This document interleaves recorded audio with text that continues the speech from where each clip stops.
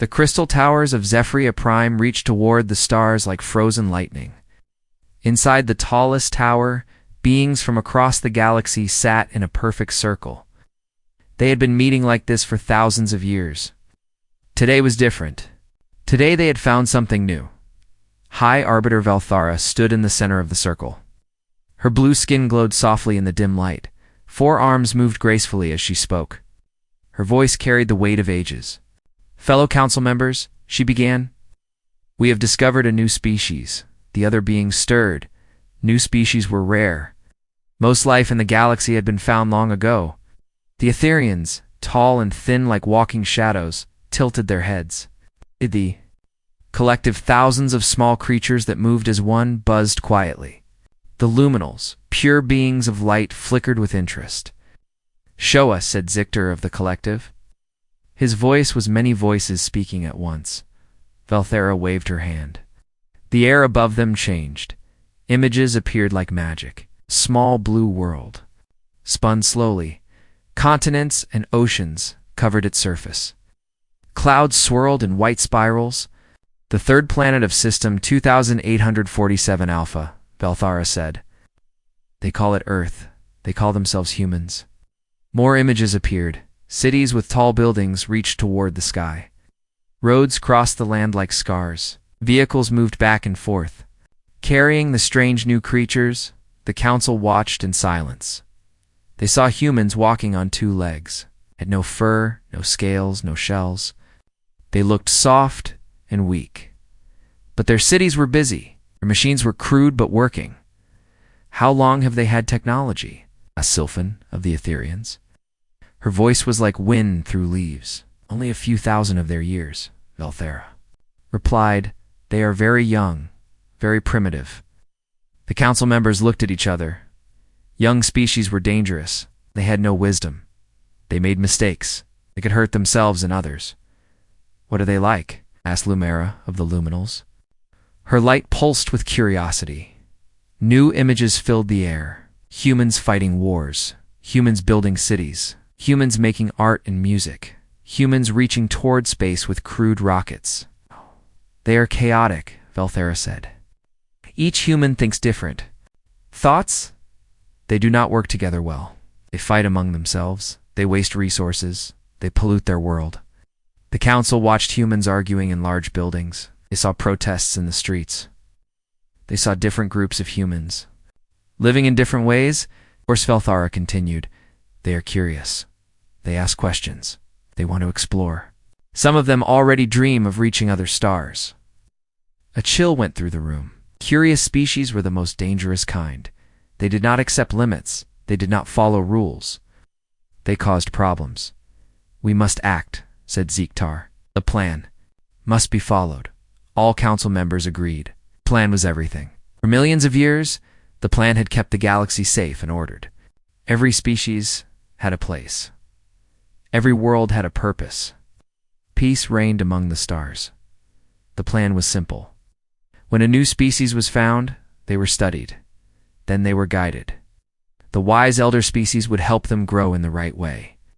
Some became farmers, living quiet lives on garden worlds. Others became miners, digging useful metals from dead planets. A few became artists, making beautiful things for others to enjoy. No species was allowed to become explorers. No species was allowed to spread freely among the stars. That path led to chaos and war. "What does the plan say about humans?" asked Sylphan. Valthara's skin glowed brighter. "They're too chaotic to be miners, too violent to be farmers. But they show creativity. The plan says they should become artists." "How long will it take?" asked Lumera. 500 of their years, Valthera said. "We will guide them slowly. First, we stop their interest in space. We make them focus on their own world. We encourage their art and music. We discourage their science and technology. And if they resist," asked Zector.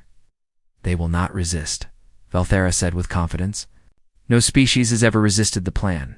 We are too advanced, too wise. We have done this many times before." The council voted. Every member agreed. The humans would be guided to become artists.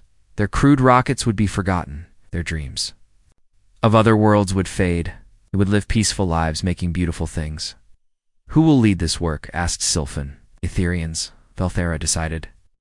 You are skilled at mental influence, can work unseen. The humans will never know they are being guided. Sylphan bowed her head. We accept this honor. The humans will follow the plan. The meeting ended. The council members returned to their ships and their worlds. The plan would continue as it always had. Order would be maintained. Peace would reign. In the crystal tower, Velthera stood alone. She looked up at the stars through the clear walls. Somewhere out there, the humans continued their busy lives. Bada. They had no idea that their future had just been decided. The plan was perfect. It had worked for millions of years. It would work again. Velthara smiled and turned away from the stars. She had work to do, reports to write, orders to give. The great machine of galactic order would keep turning. Far away on Earth, humans looked up at the same stars. Some dreamed of building ships to reach them. Some wondered if anyone else was out there. Some asked questions that had no answers yet. They did not know that someone was already watching them. They did not know that their destiny had been chosen for them. They did not know that the galaxy had a plan, but humans had never been good at following other people's plans. 50 years had passed since the Council's decision. Etherian ships moved through space like whispers in the dark. Their advanced technology made them invisible to human eyes and instruments. At least, that was what they believed. Commander. Sylphan stood on the bridge of her flagship, watching Earth turn slowly below. The blue world looked peaceful from space. But she knew the truth. Down there, 7 billion humans lived their chaotic lives. Her mission was to change that. Report, she said to her officers. Phase 1 is complete, replied Lieutenant Thelis. We have influenced 57 key leaders across their planet. Scientists working on space technology have been redirected. 2 other projects. Military programs focusing on rockets have been scaled back. Several space agencies have had their funding reduced. Sylphan nodded. The plan was working perfectly, just as it always did. Phase 2, she asked. In progress. We are encouraging philosophical movements that focus on Earth itself. Environmental groups are growing stronger. Peace movements are spreading. Many humans now believe that space exploration is a waste of money that should be spent on their own world. Excellent, Sylphan said. But soon they will forget their dreams of reaching the stars. But even as she spoke, something bothered her. The humans were not responding exactly as expected. Yes, some space programs had been reduced. Yes, some scientists had changed their research. But others seemed to be working even harder. Commander called Sensor Officer Neeleth from across the bridge. I'm detecting unusual activity in Sector 7. Show me, Sylphan ordered. The main screen changed to show a large building in what humans called California. Inside, dozens of humans worked frantically on machines and computers. The sign outside read Chen Aerospace Research. They are working on a new type of rocket engine, Neeleth reported.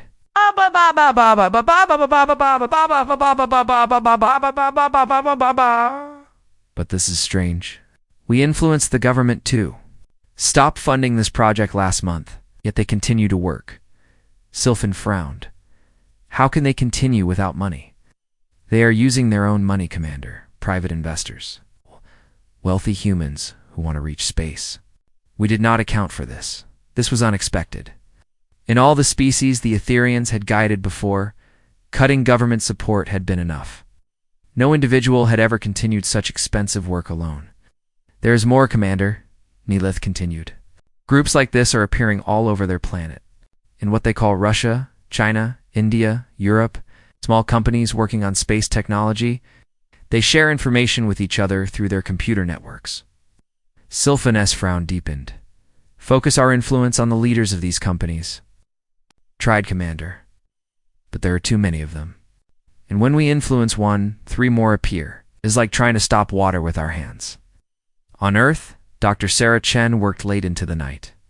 Her small company struggled for money, but her team never gave up. They had dreams of building ships that could reach Mars, maybe even other stars. Sarah was brilliant. She had studied math and physics since she was a child. She noticed patterns that others missed. Lately, she had been noticing very strange patterns. "Tom," she called to her assistant, "come look at this." Tom Williams walked over to her computer. He was young but smart.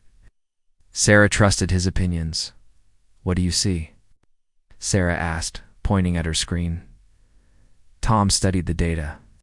"These are the space programs that have been canceled in the last 5 years. Right, now look at this."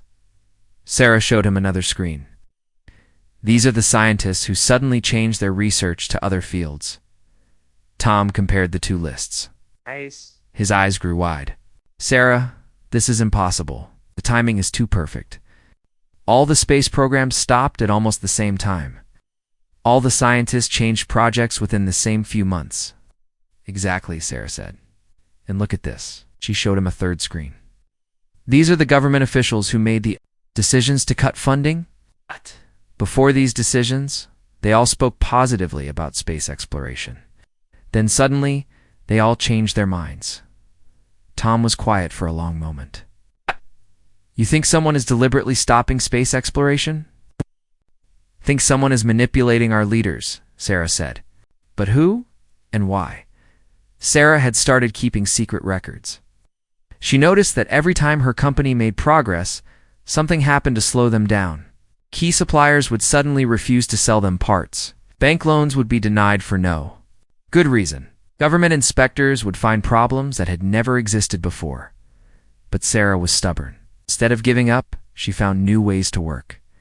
She bought parts from different suppliers. She found investors who cared more about space than profits. She built her rockets in secret locations. Other humans were doing the same thing. Around the world, small groups of determined people refused to give up their dreams of reaching the stars. Commander Sylphan received disturbing reports every day. The humans were not following the plan. Instead of becoming less interested in space, some of them were becoming more interested. Instead of giving up when faced with obstacles, they found ways around them, Commander Lieutenant Thella said during their morning meeting. "We have a serious problem," explained. "The humans are starting to detect our ships." Sylphan stood up quickly. "It is impossible. Our cloaking technology is millions of years ahead of theirs. Nevertheless, it is happening. 3 separate human facilities have reported strange energy readings in space. Their crude sensors should not be able to see us, but somehow they are. How? We believe it is accidental. Their sensors are so primitive that they detect different things than we expected. They notice heat patterns we thought they could not. See, they spot gravitational effects we thought they could not measure." Sylphan felt a chill of fear. No species had ever detected Etherian ships before. "There is worse news," Thella's continued. "Some humans are beginning to connect these detections with the changes in their space programs. A scientist named Sarah Chen has published a paper suggesting that an outside force is interfering with human development. Who believes her? More? Humans every day, Commander. They call themselves the Free Space Movement. They believe that someone is trying to keep them on their planet. They are determined to prove that they belong among the stars." Sylphan looked out at Earth through the ship's viewing port. The blue world no longer looked peaceful to her. It looked dangerous. "Contact the Council," she ordered. "Tell them the plan is not working. The humans are not responding as expected." "Do we do, Commander?" Sylphan was quiet for a long time. Finally, she spoke. "We follow orders. But I fear we have underestimated these humans. They are not like other species we have guided." Far below, Sarah Chen looked up at the stars through her telescope. She did not know that invisible ships watched her from above, but she suspected someone was out there. Someone who did not want humans to join them among the stars. Sarah smiled. Throughout history, humans had never accepted being told what they could not do. They would not start now. The emergency session of the Galactic Council was unlike any in recorded history. High Arbiter Velthera's blue skin had turned pale with worry. Around the crystal chamber, the most powerful beings in the galaxy whispered among themselves. The plan was failing. "Speak, Commander Sylphan," Velthera ordered. The Etherian commander stood in the center of the circle. Her tall, thin form seemed smaller than usual. Honored Council, the humans resist all our efforts. When we block one path, they find 10 others. When we influence their leaders, new leaders appear. They spread across their planet like wildfire. Sector of the collective buzzed angrily. This is unacceptable. No species has ever defied the plan for this long. What do you recommend? Asked Luminals, her light flickering with concern. Before Sylphan could answer, strategist Kexvolume of the collective stepped forward. Honored Council, I propose a new approach. Subtle influences failed. We must try direct action, explained Velthera said. Kexval's 1,000 small bodies moved as one as he spoke. We stage a false invasion. We send unmanned ships to attack. Earth, the humans will fight back, but our ships will be too strong. When the humans are nearly defeated, we arrive as saviors. We offer protection in exchange for accepting our guidance. The Council considered this. It was bold, but not without precedent. Other stubborn species had been brought into line this way. The humans will be grateful, Kexvolume continued. They will accept our leadership willingly. We will slowly guide them to become artists as the plan requires. If they detect that the invasion is false, asked Sylphan. Kexvolume buzzed with confidence. Impossible. Our technology is millions of years beyond theirs. We will use automated drones, no biological pilots. If they somehow capture a drone, they will find only machines. Velthera nodded slowly. The plan must be preserved. Begin preparations. 3 months later, the first attack came without warning. Strange ships appeared in Earth's skies over major cities. They were sleek and silver, moving with impossible speed. They fired blue beams that destroyed military bases and communication centers. The world's government scrambled to respond. Fighter jets rose to meet the invaders, but were easily destroyed. Missiles bounced harmlessly off the alien ships. Ours, Earth's military forces were crippled, but the humans did not surrender. In her laboratory, Dr. Sarah Chen watched the news with grim determination. She had predicted this. For months, she had warned that someone was manipulating humanity. Now the hidden enemy had revealed themselves. Tom, she called her assistant, gather the team, all of them. Tom Williams ran through the building, calling scientists and engineers. Within an hour, 50% of Earth's brightest minds crowded into Sarah's lab. This is not a real invasion, Sarah announced. The room erupted in surprised voices. What do you mean? Asked Dr. Martinez from the physics department. Sarah pointed to the screens showing the attacks. Look at the pattern. They destroy military targets, but avoid civilians. They disable our ability to fight back, but do not try to kill us all. This is a demonstration, not an extermination. But why? Asked Tom. To make us dependent on them, Sarah replied. Someone will come to save us. Then they will want something in return. Dr. Kim from the engineering department raised her hand. If you are right, what can we do? Their technology is far beyond ours. Sarah smiled grimly. Maybe, but I've been studying the energy readings from their ships for 2 years. I think I know how they work. For the next 3 days, the fake invasion continued. The mysterious ships destroyed more military targets, but always stopped short of causing massive civilian casualties.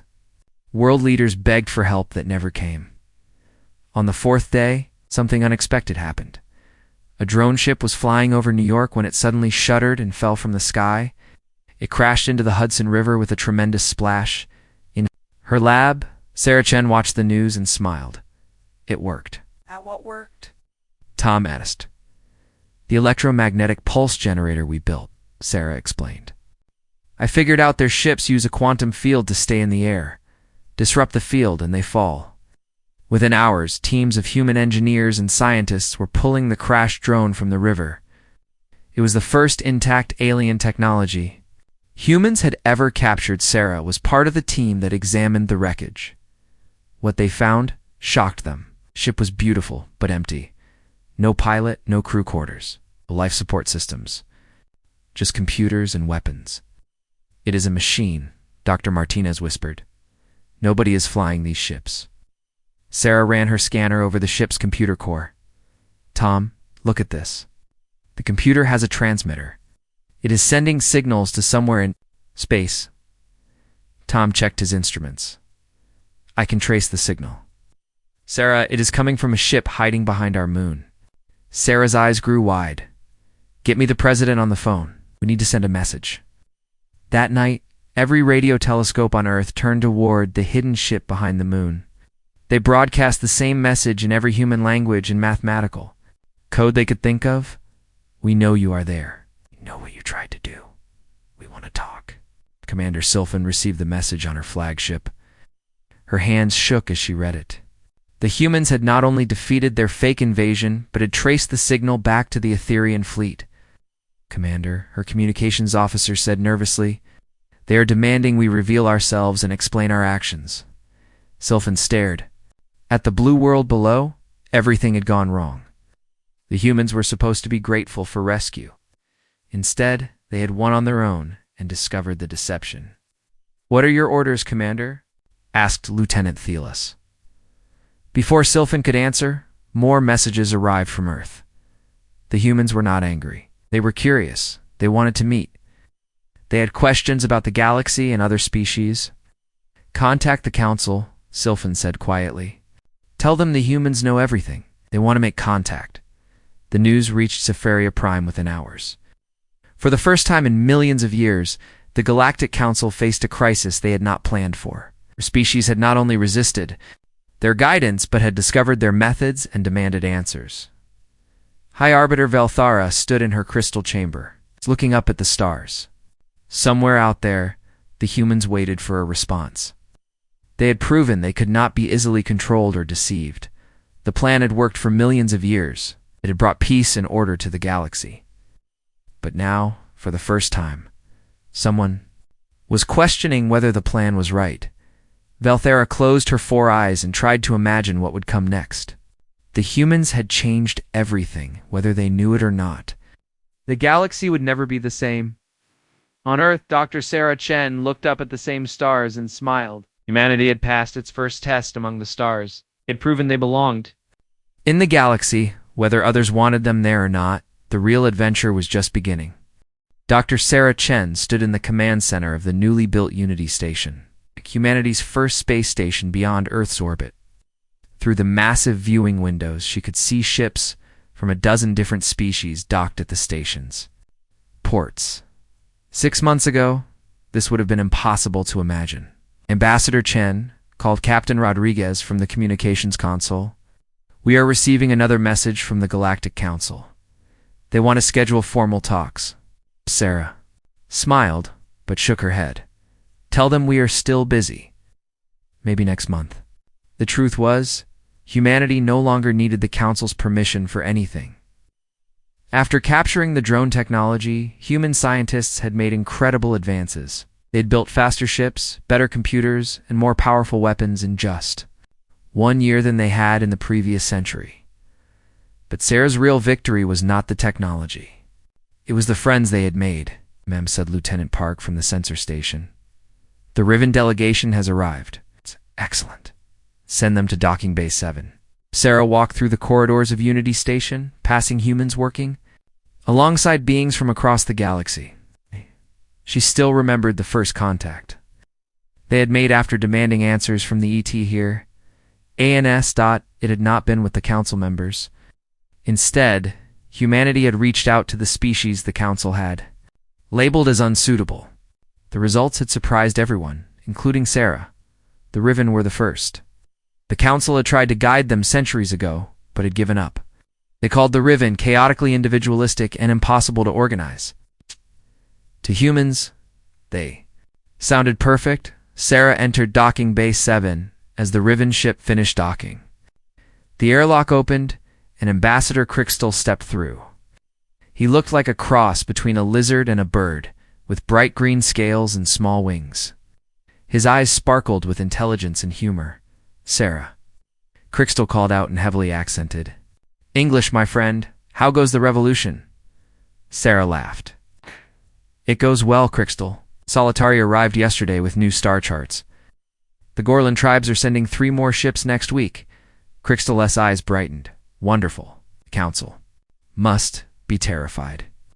For millions of years, they told us we were not good enough for their perfect galaxy. Now we are building our own. They walked together toward the main conference room. Along the way, they passed other remarkable beings.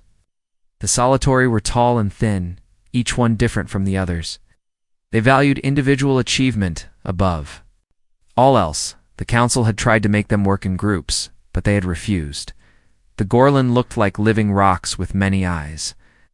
They were strong and loyal, but not very advanced in technology. The council had declared them too primitive for galactic society. Humans had found them to be excellent engineers and builders. "Tell me about the new species you contacted," Sarah said as they walked. Crystal pulled out a small device that projected images in the air. The Wanderers. They live on ships and never stay in one place long. The council tried to make them settle on planets, but they refused. They had been hiding at the edge of the galaxy for 1,000 years. "What did you tell them about us?" "Humans understand the value of freedom. That you believe every species should choose its own path. They want to meet you." In the conference room, representatives from 8 different species sat around a large table. Sarah looked at each of them with pride.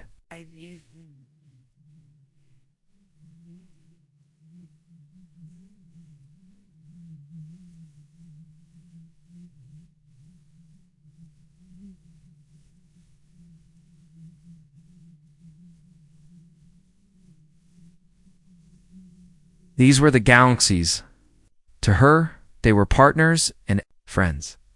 "Before we begin," Sarah said, "I have news from Earth.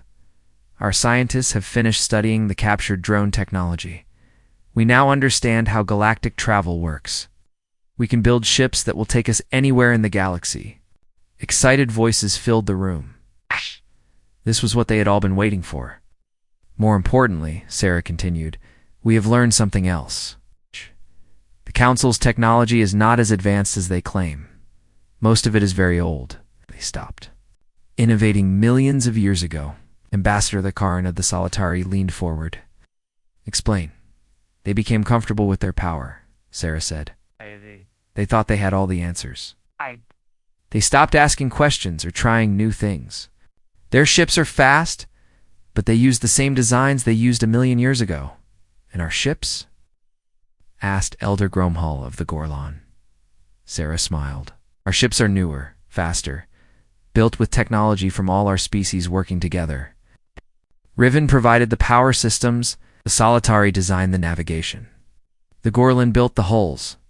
Humans provided the computers and weapons." She activated a hologram showing a sleek new ship design. It was unlike anything the galaxy had seen before. It combined the best ideas from every species present. "We call it the Freedom Class," Sarah said. "We have built 50 of them so far." The room erupted in cheers and excited chatter.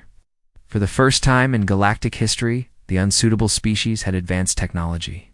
"What is our next step?" asked Krax. Stora stood and walked to the large viewing window. Outside, ships from the Alliance were arriving and departing constantly. Trade routes that had been closed for centuries were reopening.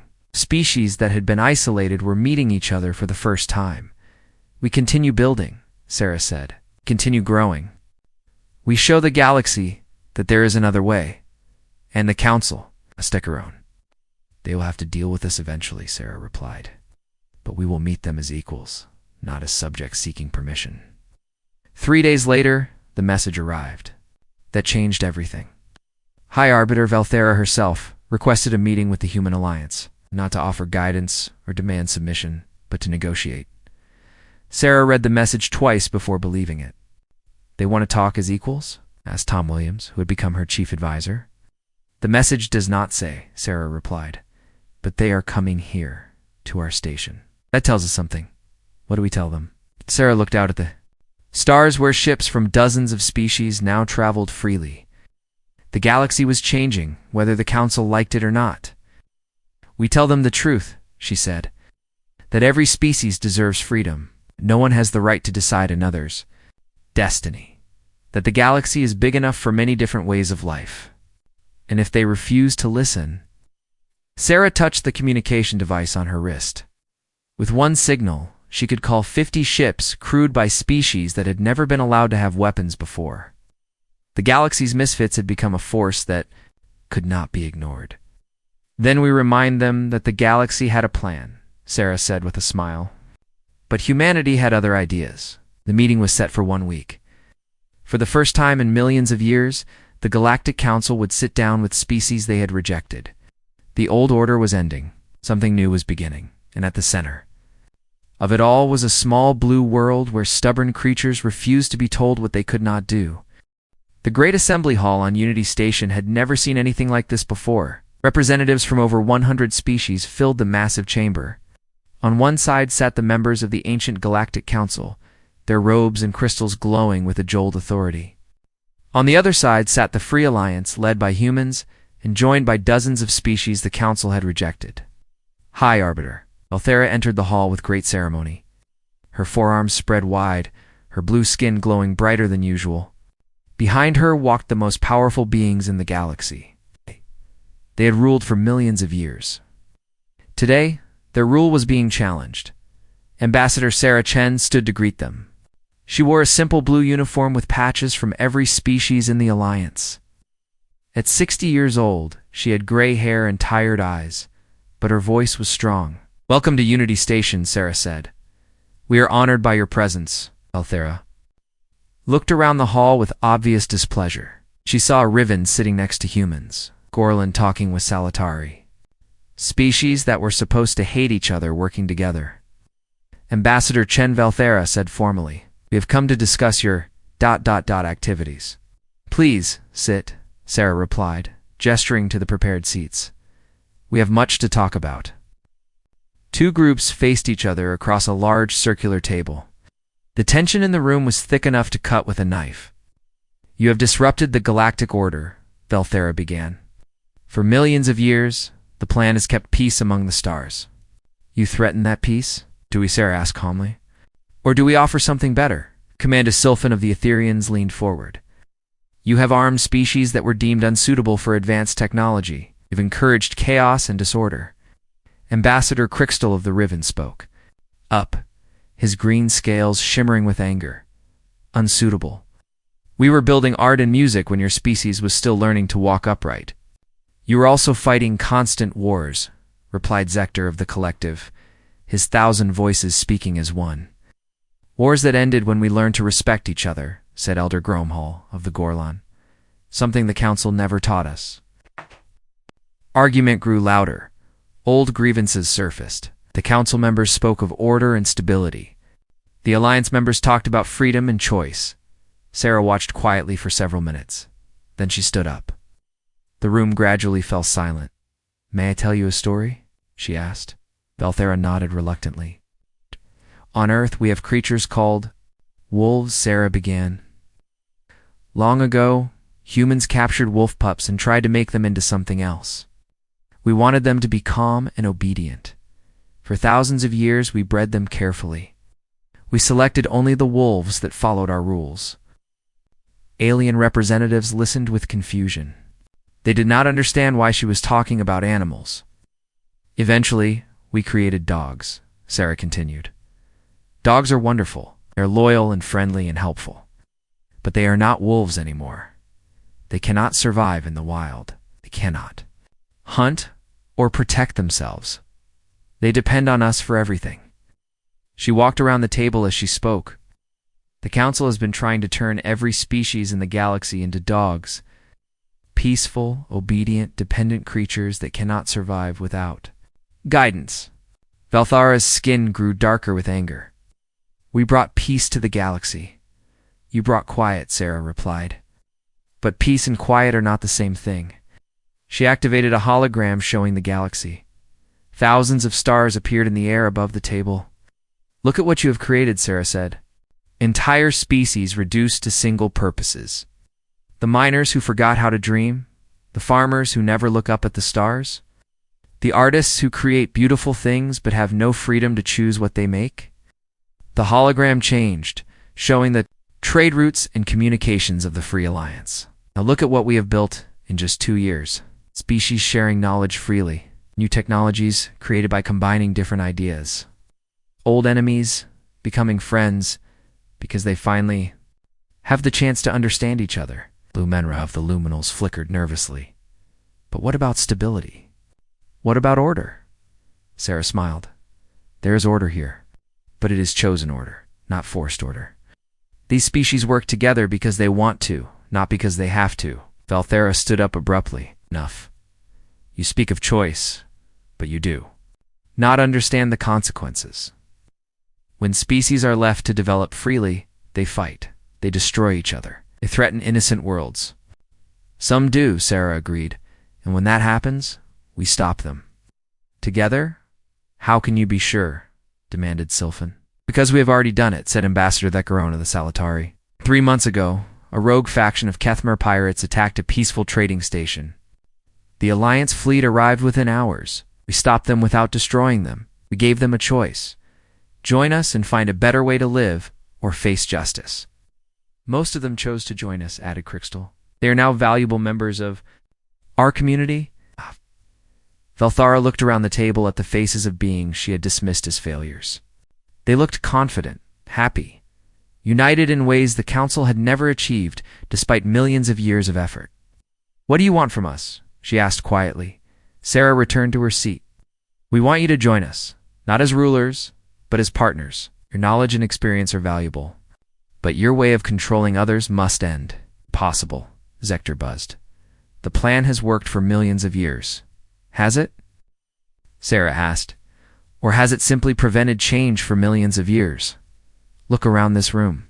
Look at what these species have accomplished when given freedom. In 2 years, they have created more new technology and art than the Council species have made in the last 1,000,000 years. The Council members looked at each other uncertainly. Everything they believed was being challenged. What if we refuse? Valthara asked. Sarah stood again and walked to the great viewing window.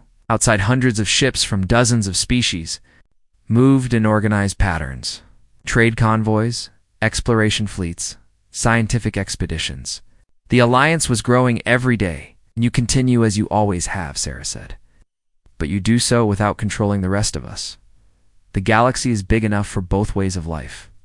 And if our paths conflict, Sarah turned back to face the Council, then we compete. In trade, in exploration, in the marketplace of ideas. Let the galaxy see both approaches and choose for themselves. For the first time in millions of years, the Galactic Council faced a choice they could not control. They could try to maintain their old ways by force, knowing they no longer had the power to do so effectively, or they could risk everything by embracing change. Valthera looked at her fellow council members. Some seemed interested in Sarah's proposal. Others appeared angry and frightened. We will consider your words, she said finally. As the council members filed out of the hall, Sarah remained at the window. Whoa. Tom Williams approached her. Do you think they will join us? He asked. Sarah watched a ship full of young beings from a dozen species depart for a scientific mission to unexplored regions of the galaxy. Some will, she said. Others will not. But that is their choice to make. And if they choose to fight us, Sarah smiled. Then they will discover what the galaxy learned about humanity. We do not back down when we believe we are right. Later, the galaxy would remember this day as the moment everything changed. The moment when the old order of control and conformity met the new way of freedom and diversity. The moment when the galaxy had to choose between the safety of the past and the promise of the future. The galaxy had a plan. Humanity had other ideas. Those ideas would reshape the stars themselves.